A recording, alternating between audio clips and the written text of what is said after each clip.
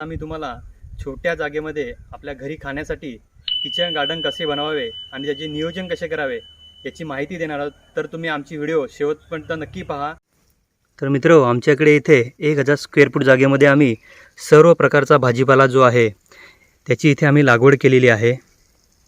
इथे पपईपासून मका लावलेला आहे, केळी लावलेले आहेत, सर्व प्रकारच्या पालेभाज्या ज्या आहेत त्यांची लागवड आहे आम्ही इथे केलेली आहे। गार्डनमध्ये आम्ही इथे पपई रोपाची लागवड केलेली आहे। साधारणतः या पपईचं एज जे आहे ते 6 ते 7 महिने आहे आणि 6 ते 7 महिन्यात खूप सुंदर इथे अशी फळं लागलेली आहेत आणि गादी वाफ्यावरच इथे आम्ही याची लागवड केलेली आहे। पाणी देण्यासाठी ड्रिप पण टाकलेले आपण पाहू शकता। साधारणतः 2 फुटीचे रुंद वाफे असे आम्ही इथे बनवलेले आहेत। त्या वाफ्यांना दोन्ही साईडनी कौलं लावून त्याच्यामध्ये माती आणि शेणखताची भरणी केलेली आहे। इथे एका लाईनीमध्ये आम्ही कौला लावून त्याच्यामध्ये मातीची भरणी करून प्रत्येक वाफ्यामध्ये अलग अलग प्रकारचं पालेभाजी पीक हे घेतलेले आहे। पहिल्या वाफ्यामध्ये 12 महिने आळूचं पीक घेतलेलं आहे। 2 फुटाचा गादी वाफा आहे आणि त्याच्यामध्ये चांगल्या प्रकारची भुसभुशीत माती भरून आळू लागवड केलेली आहे। दुसऱ्या लाईनीमध्ये इथे आम्ही गवार लावलेली आहे।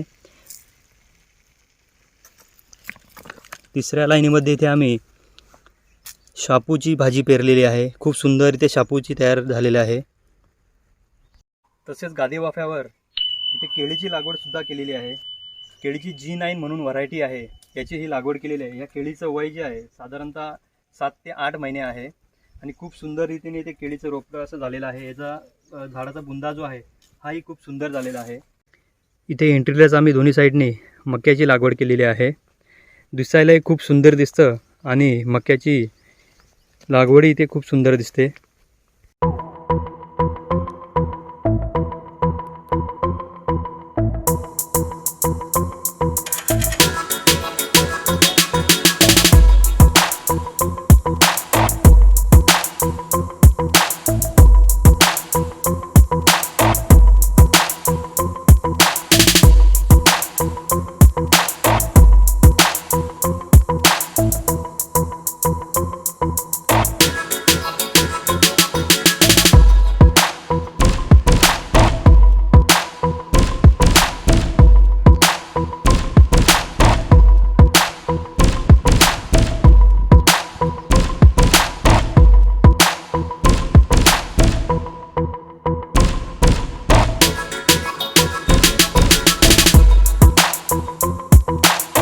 मित्र, तुम्ही आपल्या परसबागेमध्ये किंवा किचन गार्डनमध्ये अशा सर्व प्रकारच्या भाजीपाल्यांची आणि फळझाडांची लागवड करून आपल्या घरच्या घरी खाण्यासाठी पिकाचं उत्पादन जे घेऊ शकता। तर आमची व्हिडिओ तुम्हाला कशी वाटली हे नक्की लाईक करा, शेअर करा आणि कमेंट करायला विसरू नका।